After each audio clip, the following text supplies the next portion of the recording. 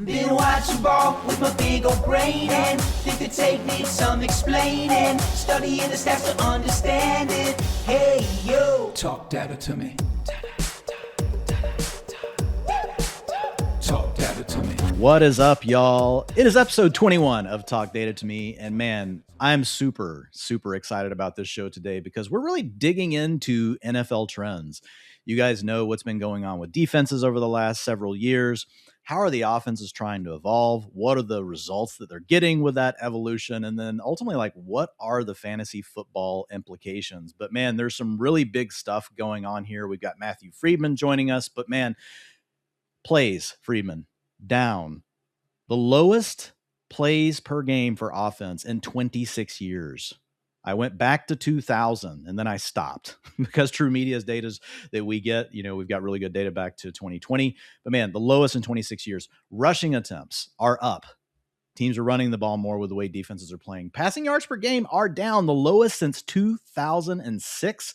And wide receivers, guys, they are bearing the brunt of this impact. Their fantasy points are down across the board. We'll break down more into like some of the different levels of wide receivers and where this impact is happening.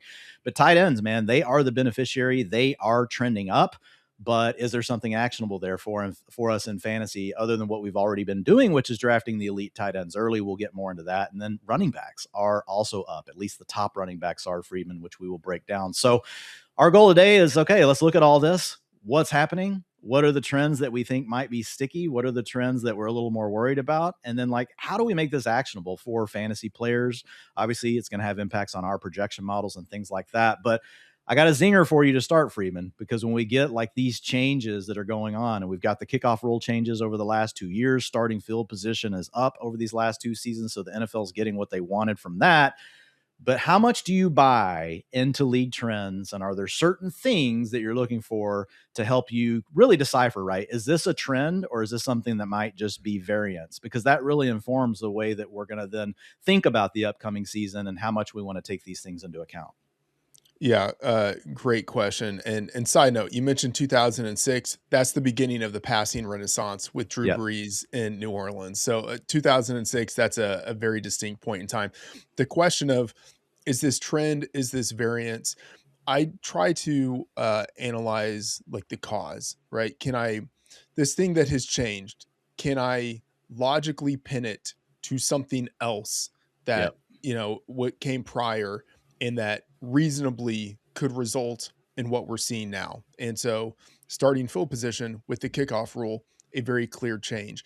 Defenses changing, with their personnel and their schemes, a very clear change. And so a lot of what we have seen, I tend to think of it as more of a trend and less as variance. But of course, there could be variance within it. And then also the way that offenses respond with their personnel packages, with how they invest in players during the draft and free agency, all of those things. So there are a lot of factors to consider, but I think you try to look at the thing that could be the root cause. And if there's something very clearly identifiable there, then you think of it as more of a trend. If it's just some random change, I tend to think of it as variance.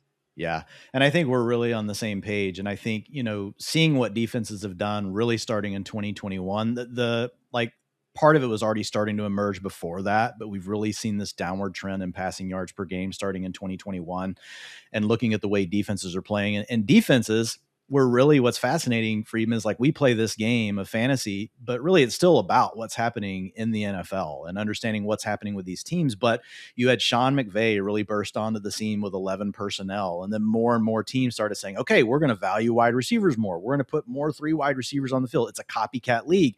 Well, what did defenses do? They decided, okay, we've got to get lighter. We've got to get faster. We have to be able to defend these things. And guess what? They achieved their goal. They actually did start to bring these offenses down. And now the offensive coordinators and the head coaches, they're working with their GMs to say, okay, what is our counterpunch to this? And I think what's really interesting about it is like, it doesn't always happen overnight. Because if you think about it, guys, any of you that run a company or maybe you run a department where you work or, just thinking about your own life to like implement changes, like you have to have a plan. But you can't always execute on all of that overnight. And in the NFL, that may mean we need to do these things personnel wise. Well, guess what? You have to start drafting them. then you have to start prioritizing those types of players in free agency. And it can take some time, for the offenses to ultimately respond. It took defenses time to really figure out the 11 personnel stuff, and it took them time to implement those changes. So it's always fascinating, man. It's like this game of chess, where the offensive side of the ball and the defensive side of the ball, they're trying to stay one step ahead of one another based on like what's happening with these teams.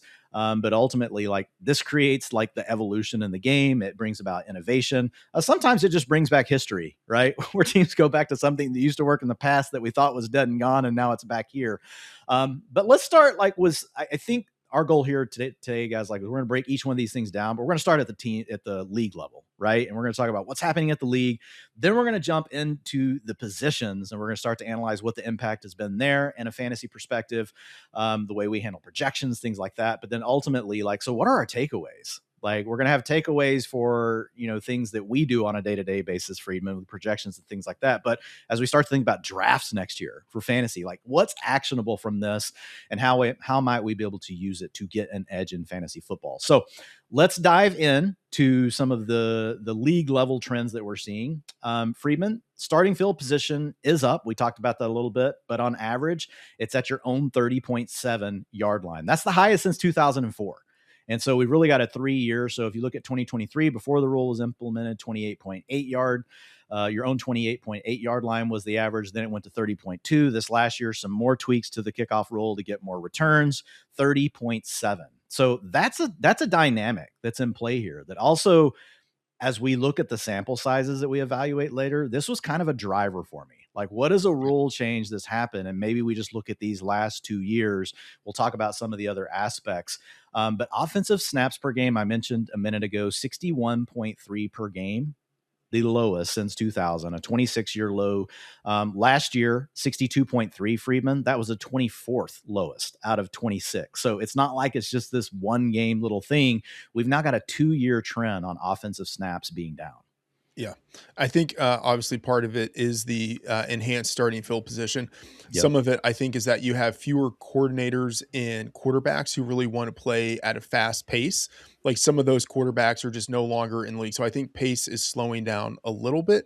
I think part of it, even though you have, I think, more teams willing to go for it on fourth down situations, which means you get, just kind of, it's on the margins, but you get an extra offensive play here and there. You also have coaches who are more willing to settle for field goals because they have this like new hybrid, or this new breed of like awesome kicker who can, nail it from like 60 yards. So, I think like the sort of like analytics evolution of coaches being willing to go for it on fourth down, and that maybe creates an extra offensive play here and there. It's counterbalanced by the fact that kickers are better and better. And so more coaches are willing to settle for the 3 points because they feel it is a surer thing that they get. Yeah. And it's interesting because the opposite side of it is going for it more. But to your point, like, the boom and it's really the kicker renaissance. You talked about the quarterback renaissance earlier, and the passing game renaissance. It is the kicker renaissance that we're living in. The other thing that we really have going on here is, just overall yards like are down for offenses. I mean, yards per play, all of these things are down really over the last 4 to 5 years, which dates back to really when the defensive evolution, started to hit. But 327 total yards per game on offense, that's the lowest since 2007. But we also have this other really interesting development, which is really around what's going on with personnel. And the way that teams are deploying their personnel. And so for those of you watching us on YouTube, you'll be able to see we've got this personnel rate chart up. For those of you listening on the podcast, we'll do our best job, the best we can, to really like describe and explain this to you. But you can see we've got from 2013 to 2025, which is how far back True Media has really good data on this. But you can see at the top, you've got 10 personnel, guys. So essentially that is 1 running back, right? And we've got 0 tight ends. Then you've got 11 personnel. The first number is always the running back, 1 running back, right? And 1 tight end. So that means you have 3 wide receivers on the field. And 10 personnel, you have 4 wide receivers on the field. 12 personnel, we've got 1 running back, and we've got 2 tight ends. Then you get 13 personnel. You guys know Sean McVay's into this year. That is 1 running back with 3 tight ends. And then you have 21, which is typically a fullback, Freedman, with a running back. That's 2 running backs, 1 tight end. And then 22 is, if you really want to get wild, that's 2 running backs and 2 tight ends. We do see the Ravens. The Ravens like to use that sort of style. But the big takeaway here really is, if you guys start to look at this table, number one, 11 personnel really came into like vogue with Sean McVay and what the Rams offense was doing. And you saw in 2018, it got up to 76%. It kind of cooled off a little bit, 72% of the time out of 11 personnel in 2019, 72%, then 72% in the following years, 20 and 21. But then this real boom, and you guys know how it's a copycat league, jumping up to 77, 76, and 77% of the time having 3 wide receivers on the field. Something really interesting happened in 2025, Freedman. That dropped back down to 74%. And that coincided with really the uptick in 12 personnel. So getting those 2 tight ends on the field, we have an all-time high based on this data back to 2013. 16% of plays had 2 tight ends on the field. And while that may not feel like a lot to you guys, when you see the ripple effect of it and we start to get into the player level detail or the positional detail in a minute, you'll really see this start to show up. And then 13 personnel, 1.7%, an all-time high by far, Freedman. The next highest is 1.1 in 2021. So if you think about that as a percentage change, right, almost doubling what we had seen in previous seasons. And so we're also seeing, because of what's happening with these defenses, offensive coordinators and head coaches, they're starting to evolve the way they're attacking defenses. And part of this is with their personnel groupings.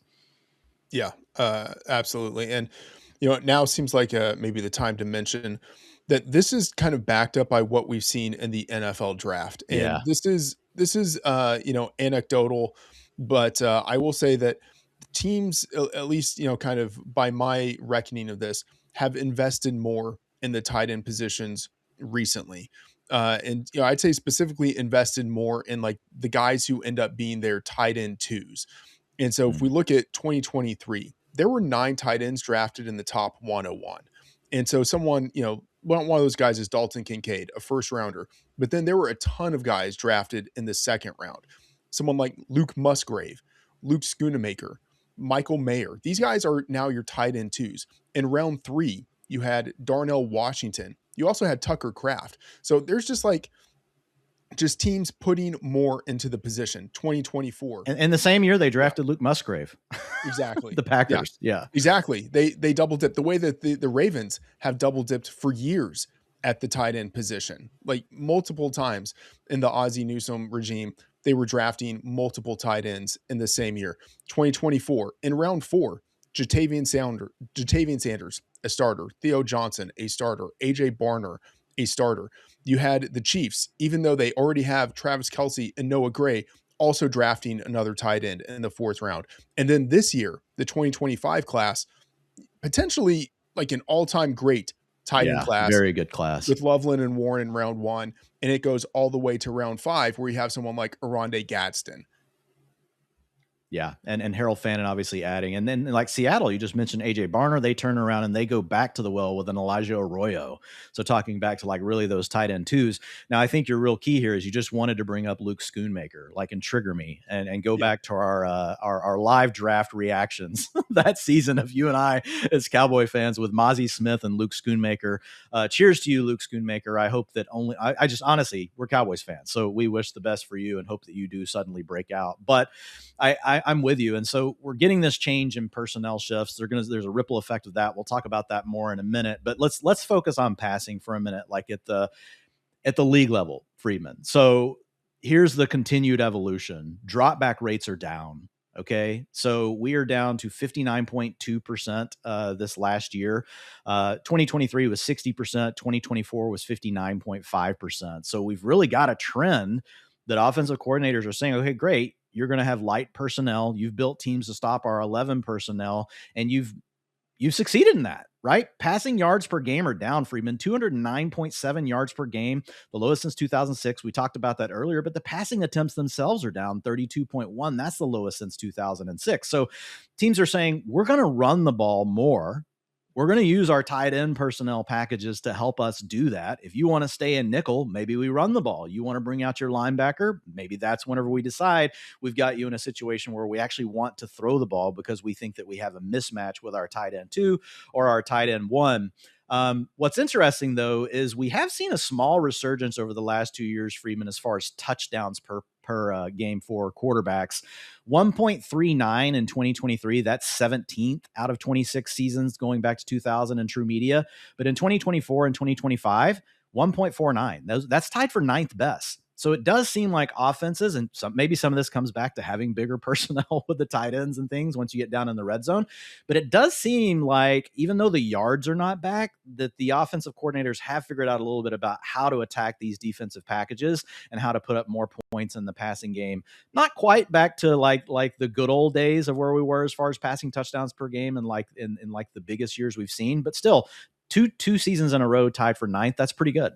Yeah. I mean, I like your point about the larger personnel, maybe allowing offensive coordinators to pass a little bit more near the goal line. And then also, I'll just say it's not a surprise that touchdowns go up when you have starting field position enhance for over the last 2 years in a row. Yep. Yeah. Yeah, I think the field position stuff, it sounds small on the surface, but guys, you just have to realize when you're averaging that out across all the possessions, across all the games, it's a lot of added yards for the offense, even though it's 2 or 3 yards per kickoff. So another interesting thing, though, Freedman, is while the touchdowns are up, passing yards are down, sacks are up.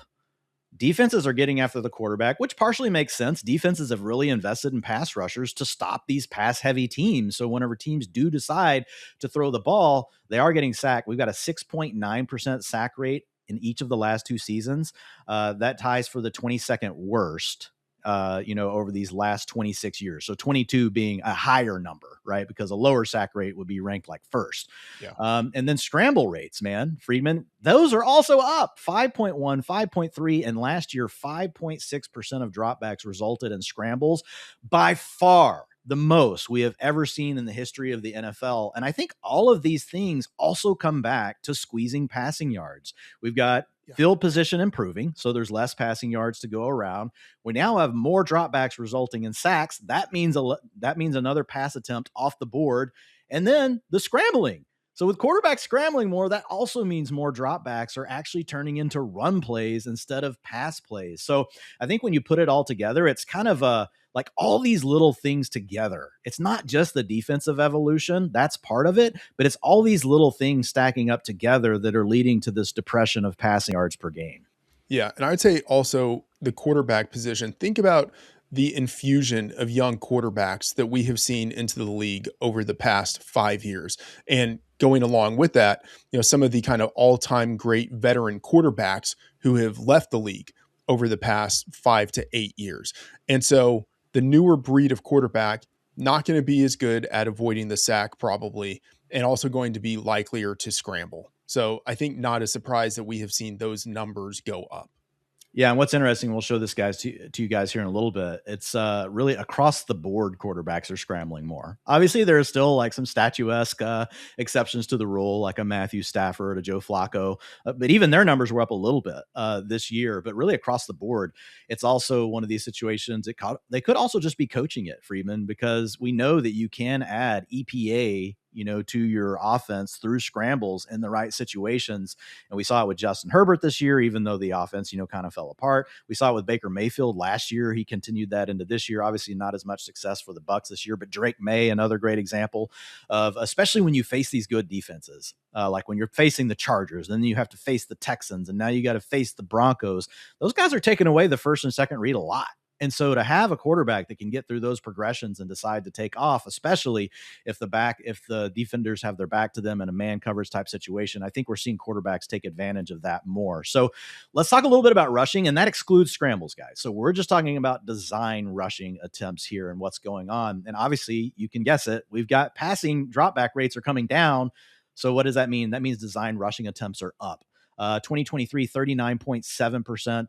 2024, 40.5%, and this last year, 40.8% of the offensive plays in the National Football League were design runs from the get-go. That's the 14th highest mark since 2026. So it's not like we're back to the early 2000s, whenever, we were really running the ball way more and we hadn't hit that passing game boom. But things definitely, it's like how the pendulum swings, Freedman, right? We get the extremes, but now it's like swinging back to the middle, again, pointing to offensive coordinators saying, great, you guys have built your defense this way, so we're going to run the ball more now.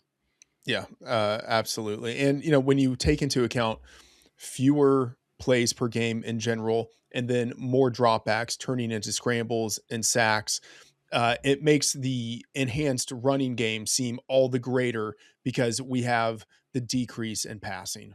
Yeah. And plays per game are also getting involved or getting hit by those things, because if you scramble and get tackled inbounds, the clock continues to run. If you run the ball, the clock continues to run. So some of the pass plays that turn into incompletions, right, and stop the clock, those are gone the more that teams run the ball. So that's another factor, is really the way the clock continues to run. And that's going to also decrease plays per game. So I like that shout out.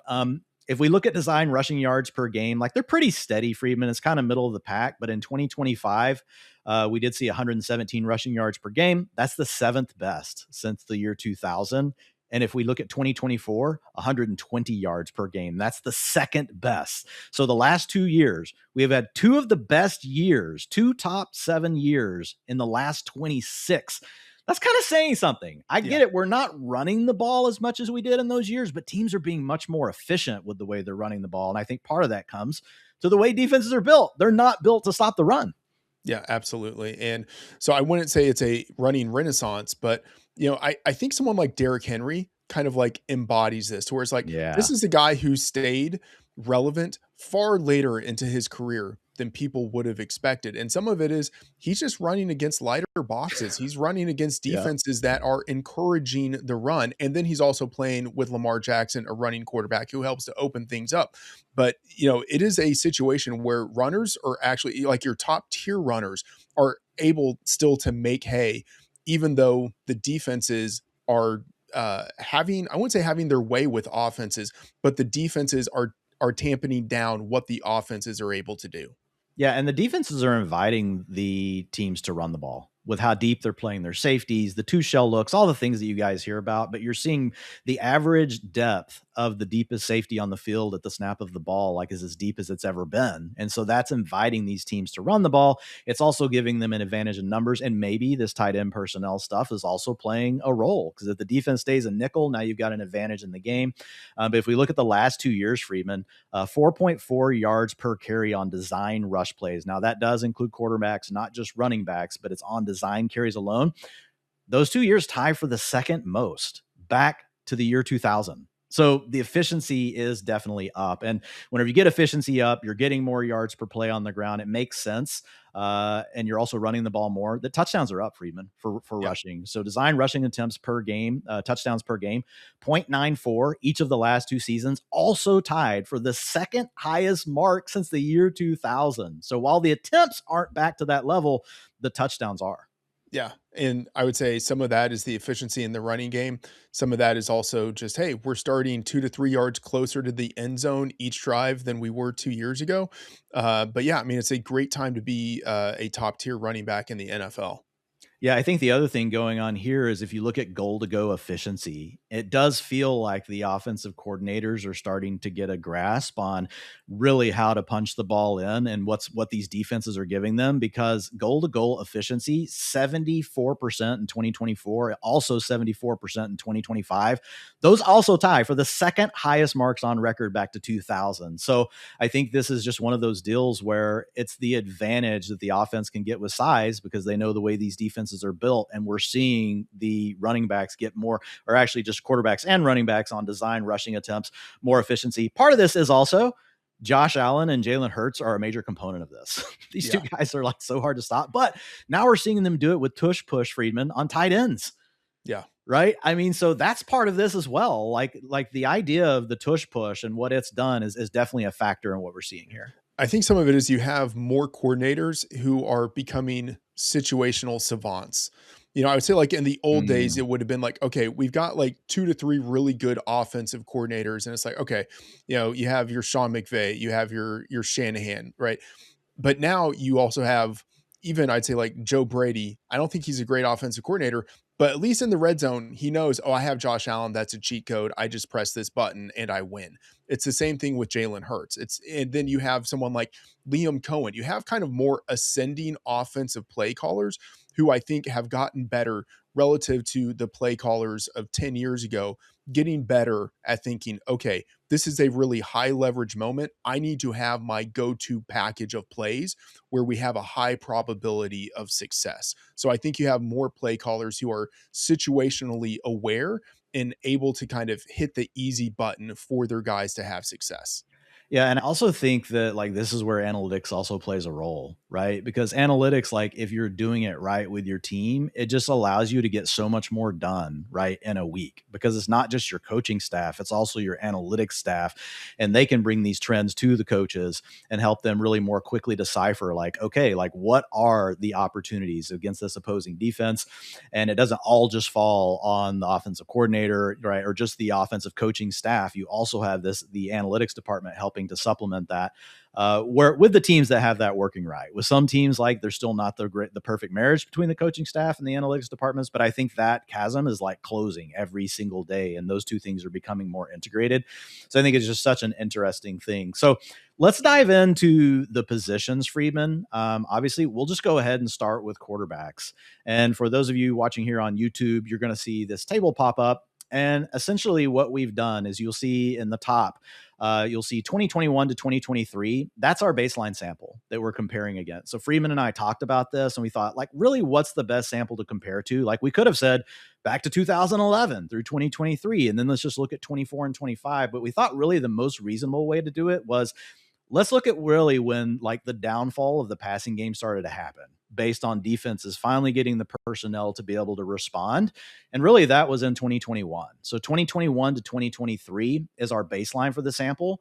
And then we're comparing it against 24 and 25. And one of the big reasons is we have the change in the kickoff rule, and we're now seeing offensive coordinators and head coaches, and GMs, they have also now started to respond, as we saw with the personnel stuff, what they think their counterpunch is to the way defenses are playing. So the last 2 years gives us a good sample of that, plus what we have with the kickoffs. And what we have is we have points per game rank to the left, and you'll see 1 to 3. So that means QBs 1 to 3. Right. And then we have 4 to 6, 7 to 9, 10 to 12, and we average across these samples. The first points per game you see is for the 2021 to 2023 group. The second points per game column that you see is for 24 to 25. So it's our comparison. And so let's just start with fantasy points, Freedman, with quarterbacks. The top group, 1 to 3, is down 3%, 23.9 fantasy points per game, down to 23.2. I don't think there's anything super actionable here on this, guys. Like, relatively speaking, like your top quarterbacks are still your top quarterbacks, but it makes sense that like we would see a little bit of a dip with what's happening with passing yards and some of the other things. But if we look at the rest of the groups, Freedman, it's overall, I would say, fairly flat, right? It's 1% up for group 4 to 6. And remember, guys, Jalen Hurts fell out of the top 3 over the last 2 years, and he fell into the second group. So like little things like that are occurring whenever we have a small sample like this. And you'll really see that as we start to look at what's happening with rushing. But I did think the most interesting thing that I saw with fantasy points per game, Freedman, was really just what is happening with quarterbacks 13 through 24. And all of them are slightly up. 1% up in fantasy scoring, 2% up for 16 to 18, quarterbacks 19 to 21 up 2%, quarterbacks 22 to 24 up 2%. I cut it off there, guys, because a lot of the guys below that, there's injuries, there's sample problems, and this is all based on players that played at least 8 games. Yeah. This is fascinating, and I think this, it makes sense to me in a couple of ways. One, I just have always loved the late round quarterback approach. It kind of makes me think, all right, maybe we're seeing a little bit of a renaissance here of some of these late round quarterbacks, but also just thinking about the quarterbacks who are younger, who have entered the league over the past 5 years.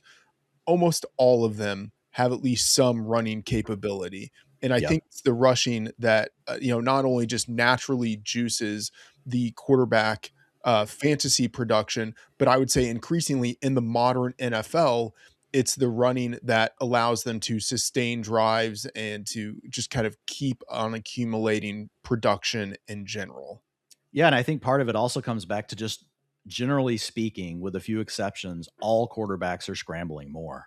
And what you just said really rings true. If you guys look at the rushing yards columns, you'll see what Freedman's talking about. Quarterbacks 10 to 12 went from 19.6 rushing yards per game to 24.2. That's a 23% increase. QBs 16 to 18, up 13%.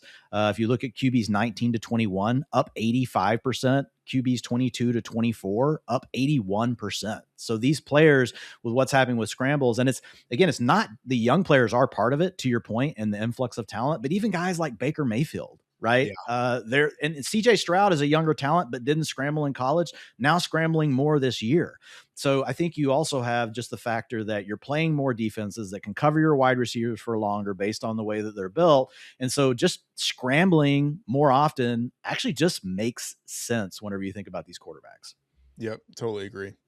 So, guys, the big thing that's obviously impacting is every quarterback is down in passing yards. And that all makes sense. There's no need to spend a lot of time here. We just talked about where the league's at 209.7 passing yards per game, the lowest since 2006. It's impacting all the quarterbacks. They're all down somewhere between 2 and 4% in passing yards per game.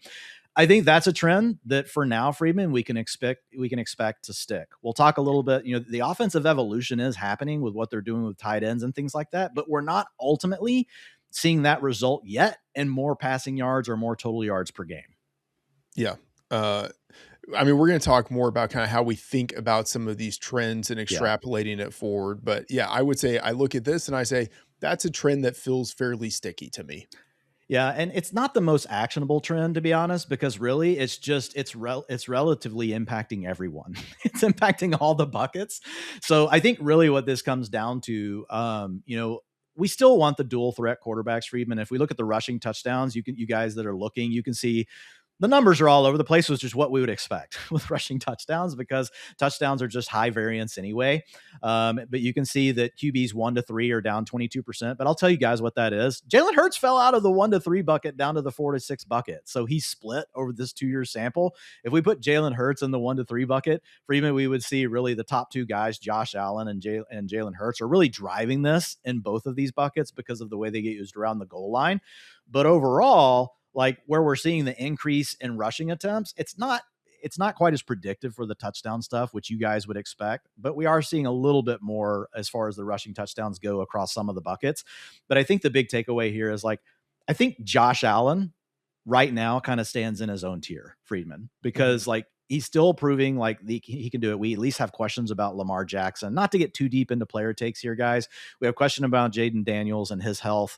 If we look at Jalen Hurts, obviously regressed this year. We'll see what they do with their offensive coordinator. It can't be anything but better. But Josh Allen is the guy that stands alone, but we could potentially have more of a squeezing of the players after that as far as quarterbacks. I agree. And for me, it means I'm going to be less interested in that top tier outside of Allen, more interested in waiting on quarterbacks. But also I will say, I feel like in most drafts, there is always going to be someone more willing than I am to draft Josh Allen. And I feel like that has probably been the case for the past few years. So it's not as if I'm anti Josh Allen. I think if you're going to take one of the top quarterbacks, he's the one, even adjusting for price, he's the one that you would want. But I think there will always be people who are just willing to take quarterbacks in general earlier than I am. Yeah. And that does happen a lot. So let's jump into the running backs, wide receivers, and tight ends, guys. And we're going to talk about these as a group because, you kind of have the evolution and the way that the game is playing out. I think it's most useful to look at them collectively. And the first thing that we're going to talk about is just target share by position. So we've got data back to 2011 through 2025. And if we look at running backs, over the last 3 years, Freeman, it's kind of interesting, 18, 17, and 18% target share to running backs across the NFL. You might think that would be higher because of the way defenses are playing, but it hasn't necessarily played out that way. We can see that wide receivers at 58%, that's their lowest mark since 2017. Now, guys, it is worth noting in 2017, there was a freak out around wide receivers and they bounced back. But we're in a little bit of a different environment because passing yards are so far down and that's obviously impacting receivers in a big way, which we'll get into. But that 58% target share there is interesting. But the group that is taking the targets, Freedman, it's the tight ends. If you look at them in 2023, 2024, and 2025, 22%, 22%, and 24%. That 24% is the highest in the sample we have here back to 2011. The 22% is really the highest. It ties what we had in 2011. And we have this 3-year trend going on with tight ends. And so these targets that aren't going to the wide receivers and to the running backs, and we looked at the personnel stuff earlier, it's going to the tight ends.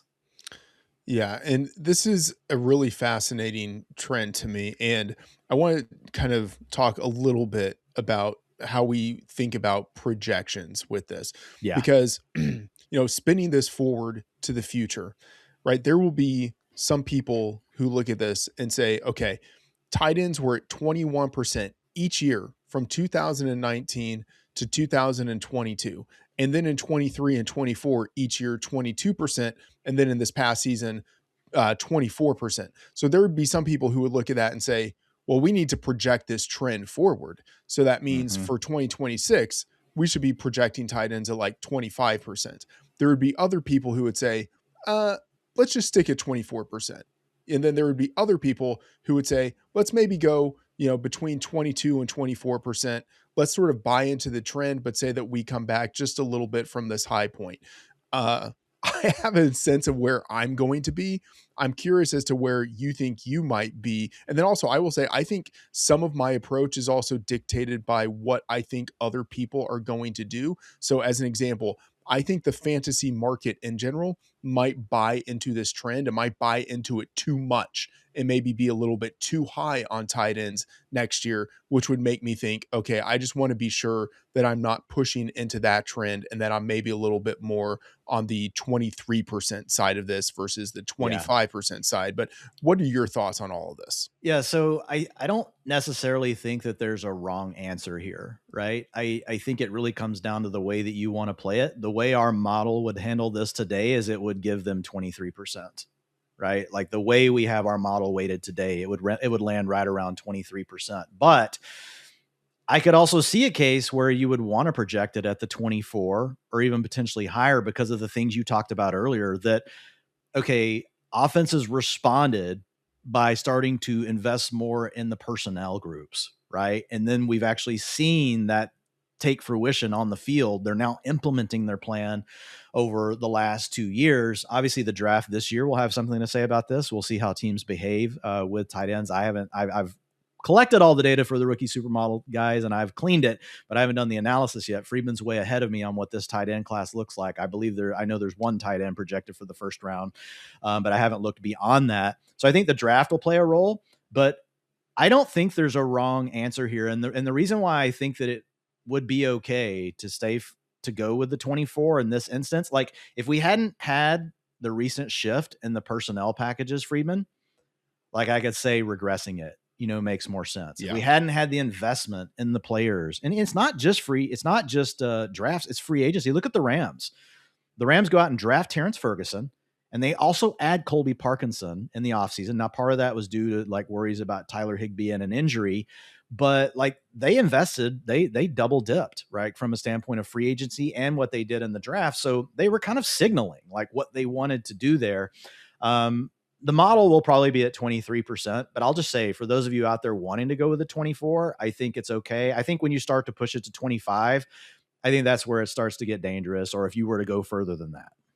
Yeah, I think all of that's fair. And I would say, I think it's fine. It's philosophically fine to go to 25% if you want to be more aggressive. I would just say, however it is that you do it, be intentional with it. Yeah, I 100%, agree with that. I think the intentionality is obviously a big part of it here.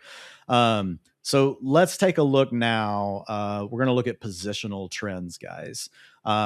And this is the same concept that we talked about with the quarterbacks.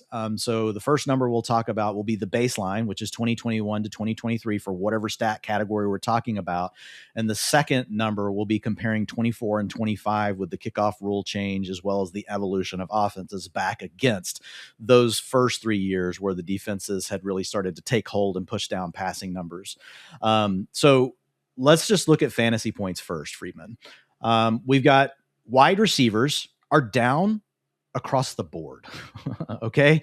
I mean, points per game, if you look at top 6 wide receivers, down 6%. Now they're still doing good, guys. Like these are still players you want, and they should be priorities in your fantasy draft. 19.6 fantasy points per game.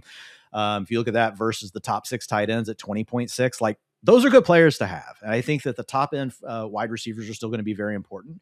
But the big trend here, really, Freedman, is across the board. So wide receiver 1s overall, which would be 1 to 12. We're assuming a 12-team league in PPR, down 4% over the last 2 years. Wide receiver 2s down 4% over the last 2 years. Wide receiver 3s down 3% over the last 2 years. Wide receiver 4s down 2%. And wide receiver 5s down 5%. Now, If you just wanted to look at 2025, guys, I can change this really quick. And you get some more extreme stuff here. My thought process on this, though, Freedman, is the average starting field position's kind of been the same the last 2 years, and the offenses have been trending up in their implementation of the tight end stuff over the last 2 years. But if the tight end trend, to your question earlier, were to continue, you could make an argument that you should wait 2025 more, right? Than just looking at 2024 and 2025. And so, guys, for those of you listening, when I switch it to just 2025 here, you'll see that the wide receiver twos, and this is the big talking point in fantasy right now, down 11% in fantasy scoring versus 2021 to 2023. And then if you look at the wide receiver threes, down 9%. So they took a really significant blow. And there is a chance that that could be a trend that continues, Freedman. And maybe that's another consideration for the projection model, is to wait slightly more to what happened in 2025. We want to weight the 2-year sample definitely in the way we're handling things, but maybe even within that, you slightly weight more to 2025. What are your thoughts on that?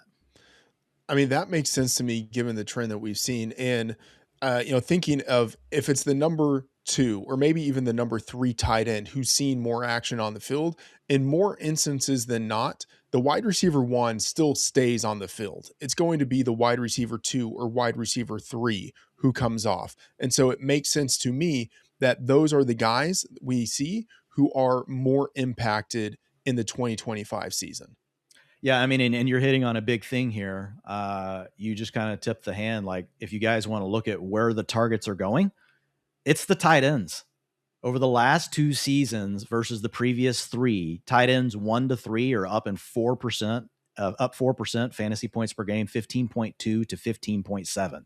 The tight end 4 to 6, 12.7 up to 13.1. That's a 3% change. Tight end 7 to 9, 10.9 to 11.5. That's a 6% bump. And then what Freedman mentioned earlier, and it was a real key. A lot of this is some of the stuff that's happening. Tight ends 10 to 12, those are typically still starters, Freedman, but an 8% bump for them, 9.9 to 10.6. But then we also have this group of some of these are tight end twos on their own team that are now starting to take away fantasy points, especially from, some of these potentially lower wide receivers, wide receiver twos and down.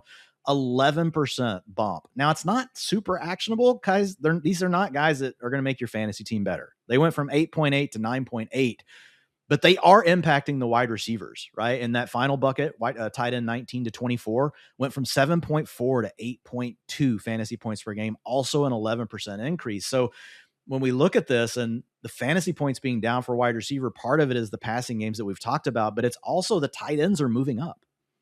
Yeah. I mean, and we saw this with the quarterback fantasy points.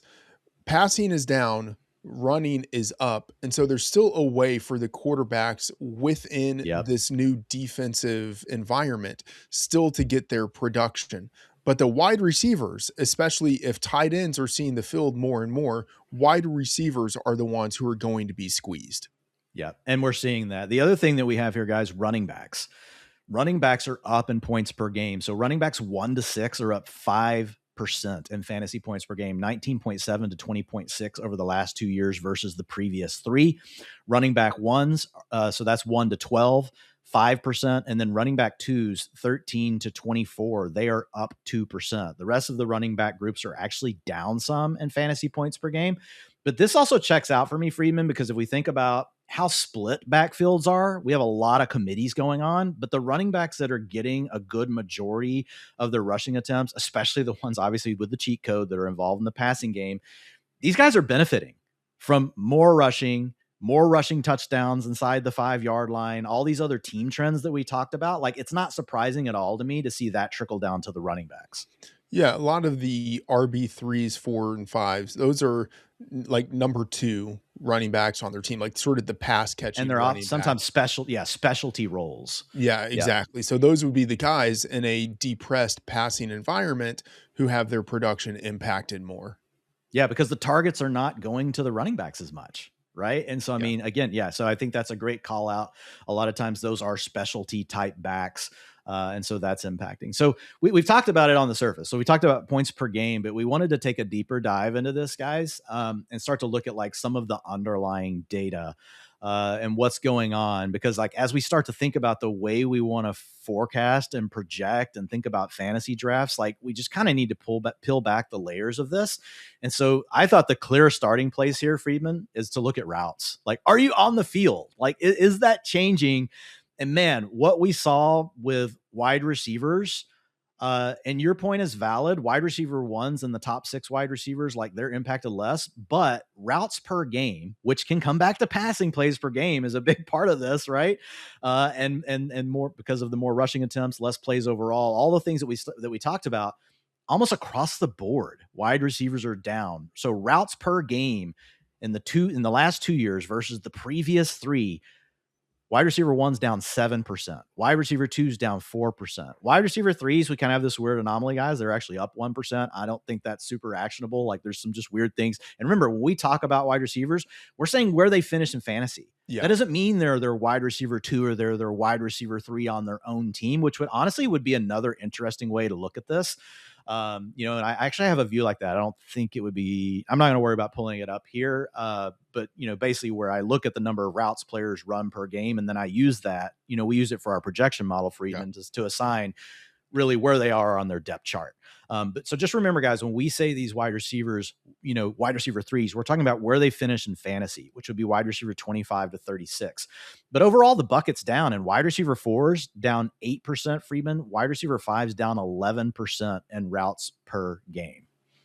Yeah, that all makes sense to me. And, I think it ties in also with what's happening at the tight end position. Yeah. What's interesting is the tight ends are not really up in routes, but that also makes sense to me. Even though we're getting more tight ends on the field, we're running the ball more and we're running less plays. So it doesn't always mean that you're going to see, the impact, and routes per dropback are also here for you guys to look at. Even at that level, like wide receivers were down across all buckets, tight ends, not just looking at routes per game, also still down across the buckets in most of these. Now, not huge, like the tight ends 1 to 3 down 1%, tight ends 4 to 6, 7%. And also remember, guys, like injuries can play a role in this. If a player misses a game, I'm removing them from the sample here. But if the player gets injured during the game, and tight ends get hurt like the second most to running backs, like wide receivers and quarterbacks generally stay more healthy than those two groups. When you guys hear how often running backs get hurt, tight end injury rates are essentially like running back injury rates because of the roles they play. So that can be part of this data here. What's interesting is like the running backs, the top ones, Freedman, their routes overall, like they're actually up. The top running backs 1 to 12 are not per game, -5%, but the group running back 2s are up 4%, running back 3s are up 1%. Then we get to running backs 4s and 5s. They're down. Routes per dropback, though, they're up across the board. And when you think about routes per dropback, guys, like that's a way to think about it. Like all things equal, once we have the pie to split up, this is how many dropbacks the team had. We don't care now how many dropbacks they had per game. It's just looking at, say, are they, like, is the percentage of times they're running a route, is it up or down when they do pass the ball?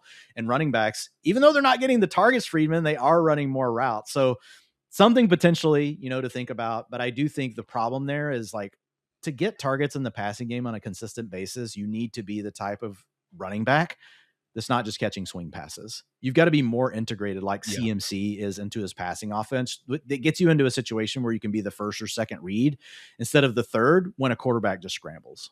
Absolutely. Especially now because we have more scrambling quarterbacks in the NFL. So what does this mean for targets? We'll just keep moving across here. So if we look at the targets per game, and this all makes sense, Freedman, but essentially almost every wide receiver bucket is down. Wide receiver 1s are down 2%. Wide receiver 2s down 9%.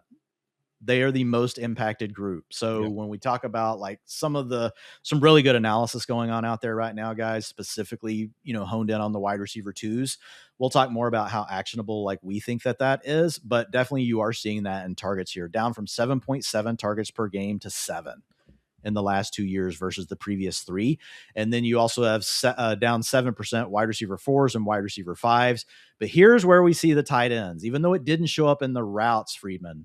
Tight end 7 to 9, up 3% in targets per game. Tight end 10 to 12, up 2%. Tight end 13 to 18, up 3%. Tight end 19 to 24, up 7%. So it also makes sense. Like that bottom bucket is where we start to see some of these 12 and 13 personnel guys coming in to steal some of the targets.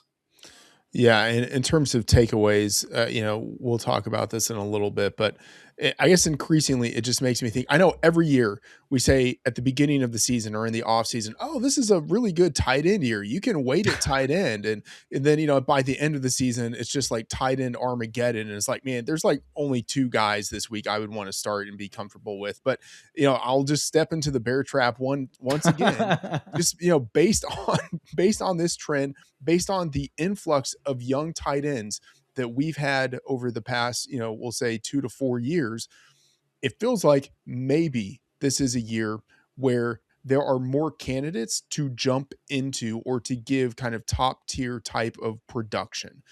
So I'll just say, normally we think, oh, I want Brock Bowers. It wouldn't be George Kittle this year, but Trey McBride. Trey Yeah. McBride. I want that upper echelon tight end this year. Maybe there are some candidates in this, tight end 4 to tight end 9 bucket who have a real chance of jumping up and giving us production that is super similar to what we would get if we had drafted one of those top 2, Yeah. top 3 tight ends. So I think one of the key things to think about there, guys, like what you don't want the takeaway to be there is that you can wait super late on tight end. And the reason why, like some of these bottom tight ends that we're talking about that are getting the additional targets, they're still not fantasy viable. Like just because tight end 19 to 24 has got the biggest increase in targets at 7%, they're scoring 8.2 fantasy points per game. Like you really don't want them in your lineup. But what Freedman just mentioned is this influx of young talent. And I'm just going to skip over, guys. Target share, it's essentially the same as what we're seeing with the targets per game, but targets per route run.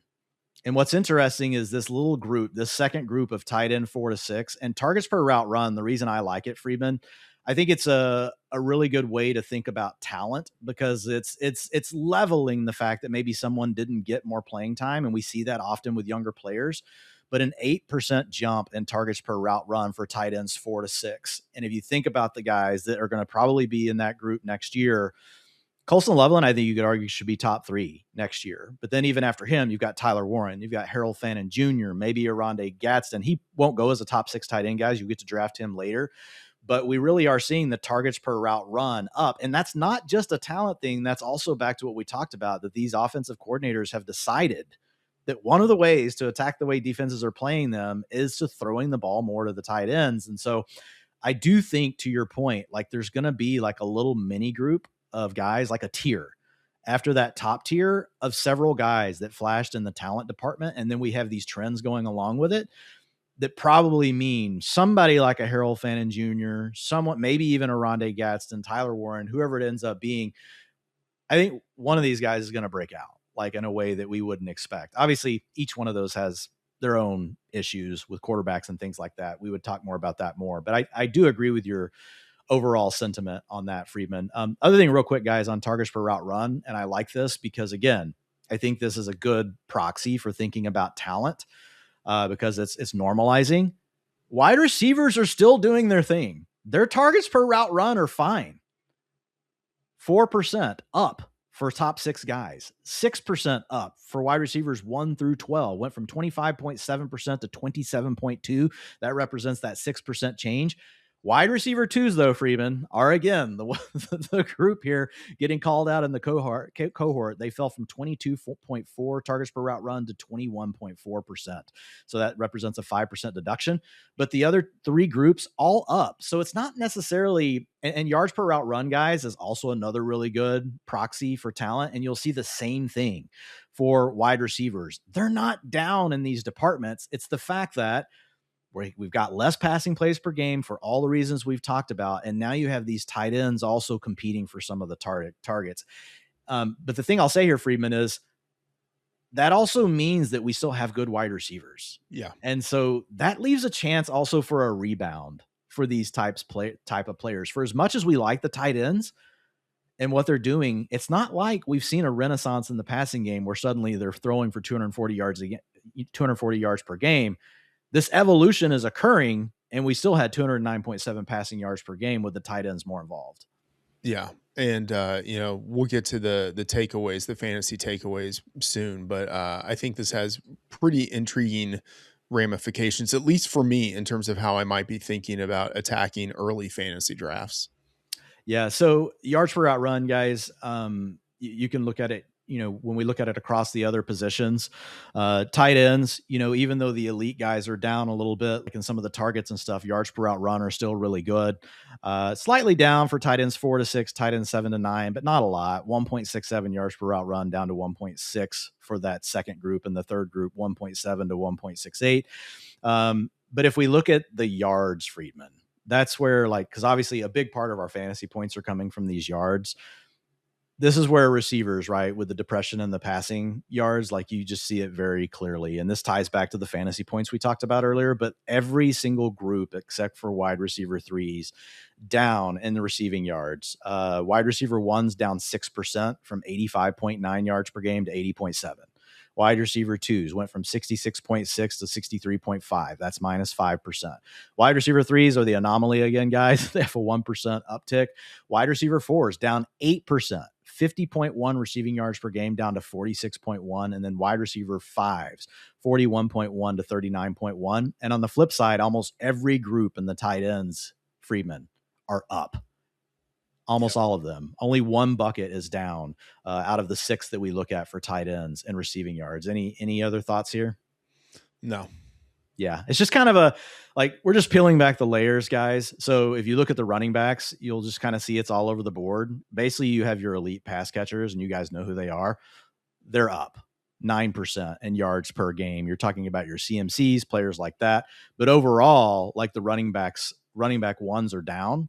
Running back 2s, which you start to dip into the specialty roles that Freedman talked about, like Kenneth Gainwell's, things like that, they are up a little bit, in yards per game. So we'll finish things off. Yeah, go ahead. I'll add in here.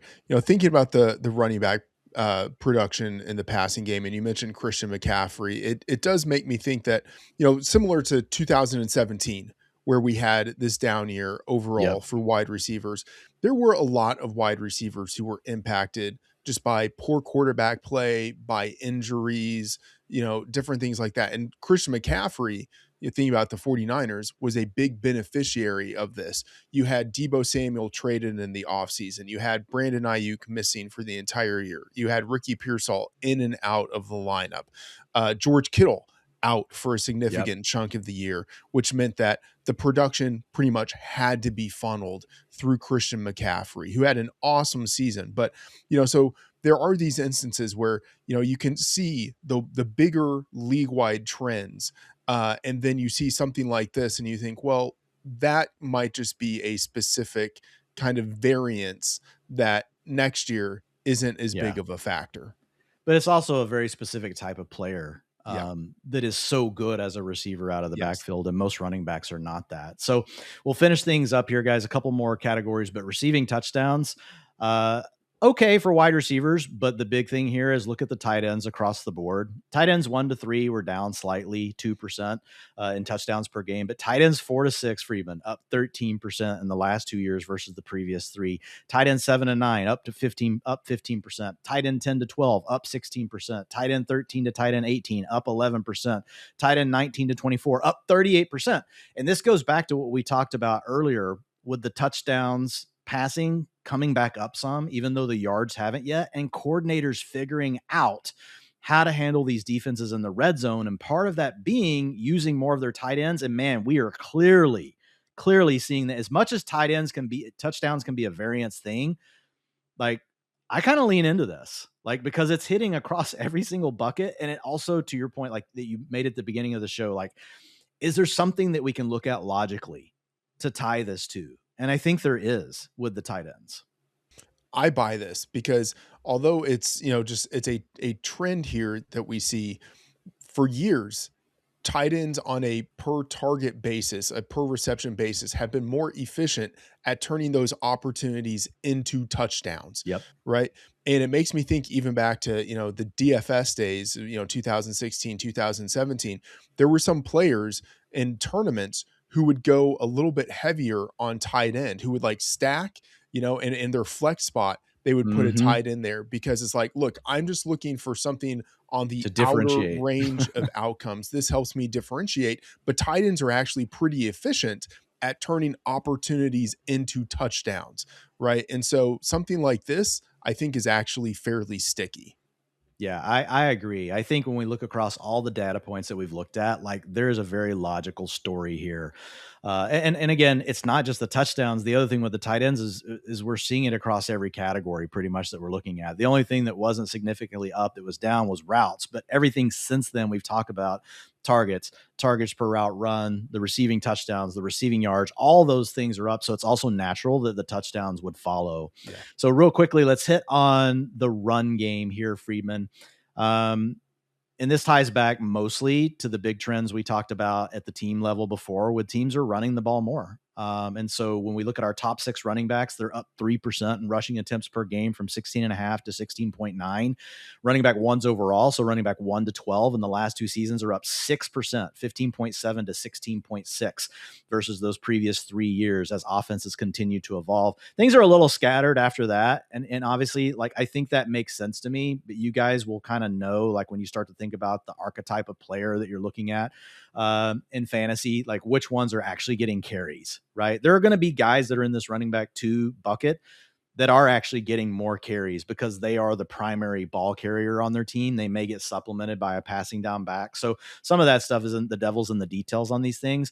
But I think overall, like the bigger trend here is if we look at these top running backs that we know like have a path to getting volume, like a team is invested in them, they've got draft capital in them, like a Jonathan Taylor, we know we've got a player that we've seen be able to hold up Freedman to like a large workload. Like there's an opportunity here just because like there's so much more because the rushing attempts are going up and the touchdowns per attempt are going up. Yeah, absolutely. And I mean, I think for the takeaways, what this means for me is that I'm probably going to be more interested than I have been in previous seasons, more interested in running backs than in some of those wide receivers who aren't your like elite pass catchers. Yeah. And so we'll get more into that in a second, but I think it's a really good point. And I think, you and I were kind of chatting before the show and we could have just hit record then, we were kind of responding to the data, and there's tiebreakers that you guys have. And so I think those are going to be some of the important things. I don't know that going overboard with any of these trends will be the answer. Maybe it will be. If you go overboard on them, you're betting on the trends continuing. And like Freedman said before, extrapolating. And if you're right on it, like it could pay off for you, like in a big way. But there's also a really good chance that the trend either stabilizes or slightly regresses on some of these things. So we'll get more into that. But the other big thing here, man, is rushing yards per game, because the efficiency is up and the rushing attempts are up together. Well, rushing yards are up 12% for top 6 running backs, up 11% for running back ones. But we're not necessarily seeing that trickle down to the rest of these groups, Freedman. But some of that, again, the devil's in the details. It comes back to utilization. How many carries are these guys getting? So there will be certain situations where if you know the guy's the lead ball carrier, that it can really be helpful. But the other big thing here, man, is rushing touchdowns are actually up almost across all the groups. Right? If you look at it, running back 2s are the only one that are down, but running back 1s up 19%, 0.61 rushing touchdowns per game to 0.72. That's significant, Freedman. Running back 3s, 18%, running back 4s, 18%, running back 5s, 22%. So teams running the ball more. That's the weakness on the defense. And we're seeing it come through here. This is very significant. Yeah. I mean, I think it's a combination, like an alignment of all of the factors of, well, teams are starting 2 to 3 yards closer to the end zone. Teams are more efficient running the ball. They're running the ball more. And then what I mentioned earlier, I think there are play callers who have just gotten better in those short situations where it's, goal to go. They have their package of plays that they've designed that have the enhanced success rate. And so teams have just, I think, gotten better in the end zone, gotten better at having their plays that they know are likelier to convert opportunities into touchdowns. Yeah, I agree. And I think seeing this, like, touchdowns, even though we talk about variance, Freedman, like when you see a league level trend like this over the last 2 years, like this will definitely hit the projection model. Yeah. Like we will be projecting more rushing touchdowns next year, season long. We will also be doing it more in season. And touchdowns, as much as variance can play a role, they are huge for fantasy. When you run into touchdown luck, like think about Jonathan Taylor this year. Jonathan Taylor, we all thought Jonathan Taylor was going to get volume, Freedman. But what changed?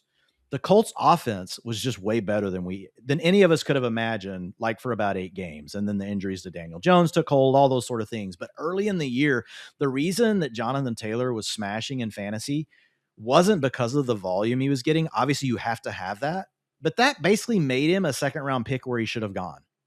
What made him be like the top running back in fantasy for the first half of the year is what he was doing in touchdowns, Freeman. Yeah. This dude was going absolutely nuts in rushing touchdowns, and that came from the improvement with the offense. Yeah, and it makes me think of Ashton Genty, and yes. the bearishness that I had on him entering the season, and it didn't have so much to do with the number of yards I thought he would be able to get on a per game basis.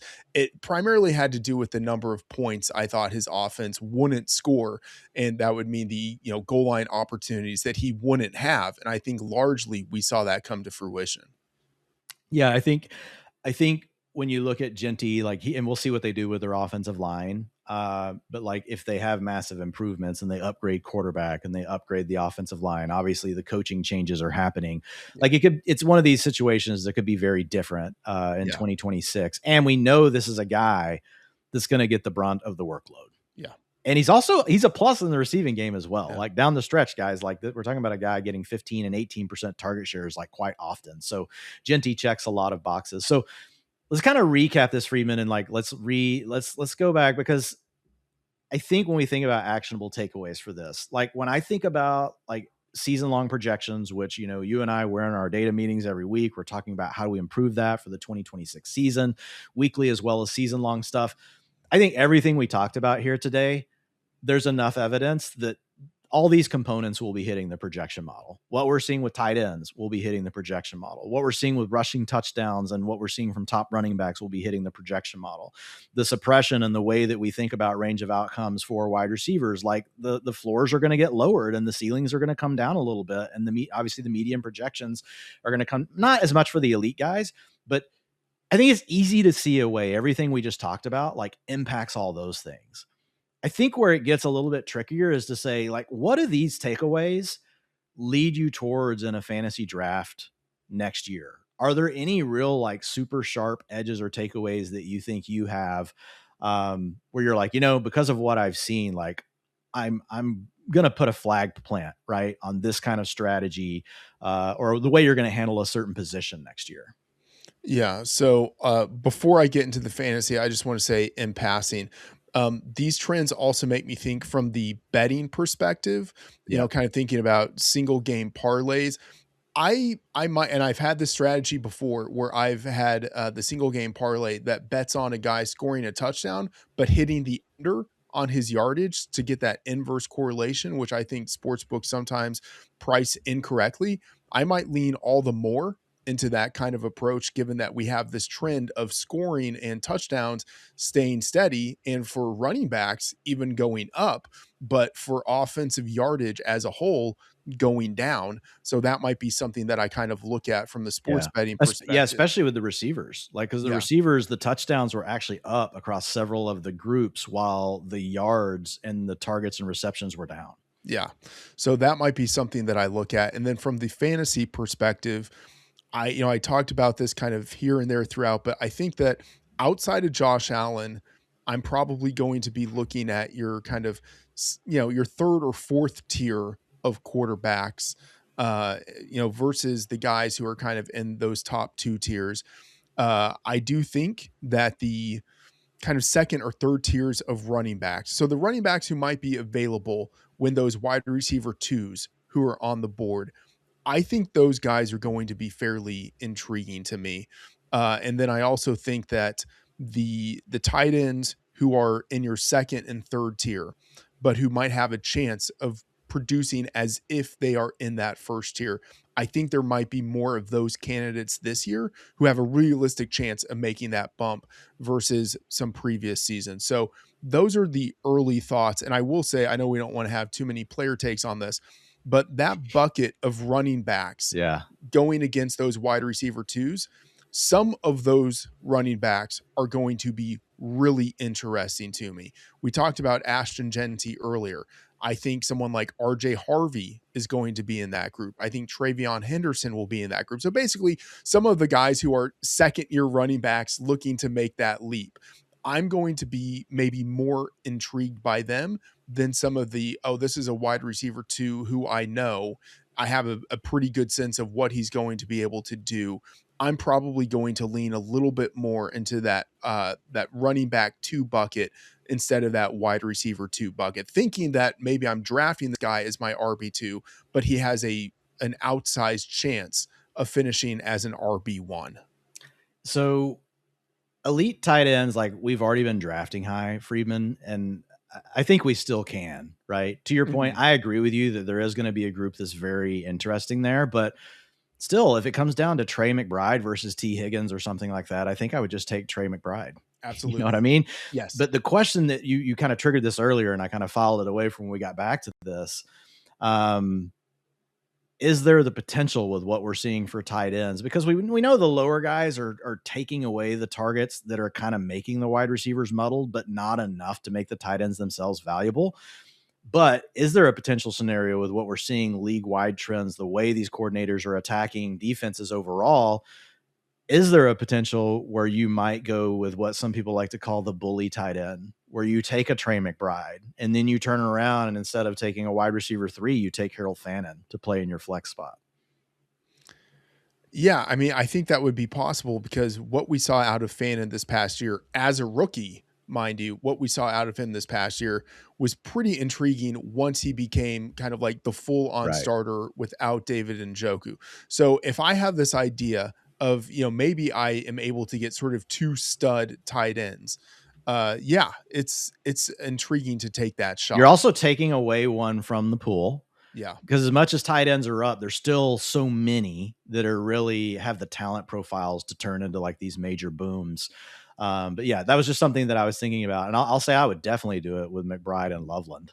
Yes. Right. McBride's going to go before Loveland. Like there's a potential, like you could look at the board and actually like Colson Loveland as your flex play over taking your wide receiver 2.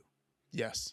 And I think there's a strong argument for it. If you look at what, again, not to get too much into player takes, but Colson Loveland was elite to finish the year. He had a 100 utilization score over the 4 games that he started. Yeah. So, I mean, like, you know what you have to do, guys? You have to get a lot of targets and do a lot of really good things to be able to get a utilization score like that. So, and here's the thing. One more thing I'll say. We really haven't even mentioned Brock Bowers, Sam Laporta, like some other guys who are Kyle Pitts. I mean, whatever, Kyle Pitts. I think it's McBride, Bowers, and Loveland. Yeah. For my top 3. Yeah. But like, we haven't mentioned other guys who are kind of like in the mix of like, yeah, he could be a top 3 tight end this year. Yeah.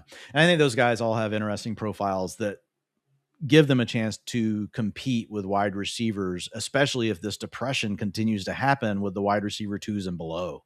Mm-hmm. Like you could see a path where really like the tight ends, like just, kind of have their heyday, Freedman. We kind of had a mini one back in the day when we had Jimmy Graham and Gronk like going off doing their things. But, I think there's a chance to have more players involved as a group, maybe 5 to 6 guys. Yeah. Definitely 4 to 5. Like it wouldn't surprise me to see 4 or 5 tight ends actually go off together in a season with the talent we have and with what we're seeing from the OCs and head coaches. So, to your wide receiver 2 take, I think it's really interesting. And I was thinking through this one a lot, right? Because I think this is potentially one where, and you brought it up earlier, could there be an overreaction to what's happening with the wide receiver 2s? Overall, their yards per out run, targets per out run are still the same. They're just not on the field as much and there's less passing plays. So yards and things like that are down. I get a little concerned though with like pinning so much of it on them. If you look at last year, it looks that way. But if we look at it over the last 2 years, like they're still down. They're one of the cohorts that's down more often than not. And so I think it's certainly plausible. But here's my challenge, right? When I think about that, like from a fantasy drafting strategy, number one, like we just talked about elite tight ends. We've already been willing to take the elite tight ends over the wide receiver 2s the last couple of years in many cases anyway. So that's nothing new. Like people will still be willing to do that. If we look at the offensive counterpunch and what it's doing, with the tight ends, it's not necessarily leading like to more yards and more efficiency. So there's also this chance that they lean more back into their wide receivers some this year, especially obviously on like the team you're on matters and like what kind of tight end you have on your team. But I think that we could see like regression back the other way for wide receiver twos because, looking at their talent, like targets per out run, yards per out run, none of those things are down.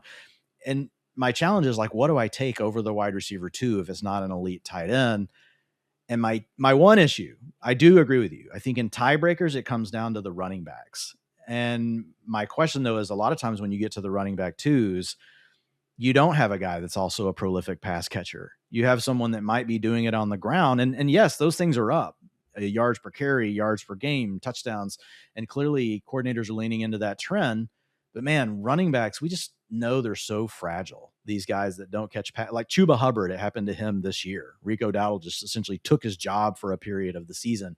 And there's a lot of guys in that range. So that's the one that I think I have a question on. I think your point though about the type of players, like the second year backs, the third year backs that could really hit their breakout season. Like obviously we would take Devon Achane. We would take these sort of really good players, right? That, can also catch passes and all that. I'm talking about the next tier. I think the other tier that I would be willing to consider, Freedman, would be the Jonathan Taylors, the Saquon Barkleys. We'll see where they end up going. Jonathan Taylor is going to go in the top probably 6 running backs next year, top 3 or 4, maybe even. But Saquon will probably fall because recency bias will be that he had a bad year. But if we look at all the ways that running backs are improving, even though he's not elite in the passing game, they could score a lot of touchdowns. They have a good offensive line. We know he could get a lot of rushing yards. So I think I would probably be, it would come down to which backs. I wouldn't just do it to do it. But I do think if you think you have the right profile of running back, it could be smart to lean into running back over the wide receiver too. But I think elite tight end or even potentially that second group of tight ends are also in play versus wide receiver twos.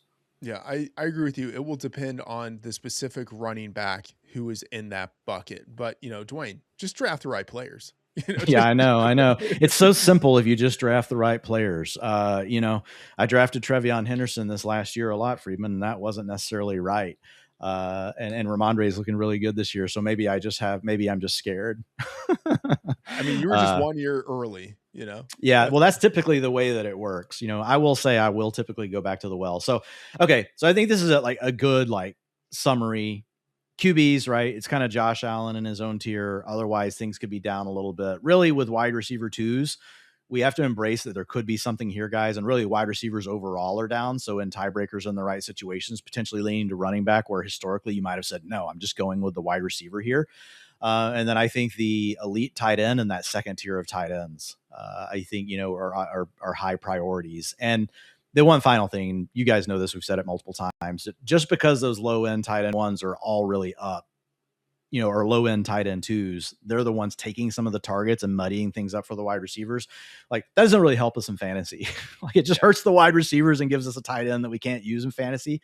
So while there may be more tight ends in the pool, I wouldn't consider it a year where, hey, I'm probably waiting and, until like the 15th tight end off the board. Obviously any draft, like a strategy can play out and depends on the player that's available. But overall, I think that it's more around the top 5 to 6 tight ends that we really like. Yeah, we say that now, and then Jake Tonjes is going to go. Yeah, somebody will definitely. Yeah, and every year, like the rookie tight ends for the most part go pretty late. Like it happened for Laporta, it happened for Bowers, it happened for Harold Fannin Jr. last year, it happened for Colston Loveland. Tyler Warren slightly steamed at the end of the year, but you still got him later. So we'll see what happens with this rookie class, but there will probably be a rookie tight end that we like that will kind of be, okay, if we don't get one of these, like this is the player that we're going to try to target. Yep. So, okay, good stuff, guys. Appreciate you tuning in. So hopefully you enjoyed the show. This was actually this is one of my favorites, Freedman. I love just like talking through this stuff, live and getting your reactions, but really good conversation from you. For everybody else, we will be back on the next episode of Talk Data to Me. Don't know if that will be next week or the week after, honestly, guys, but you'll see it in the YouTube channel or you will find it in your podcast feed. So thanks for listening.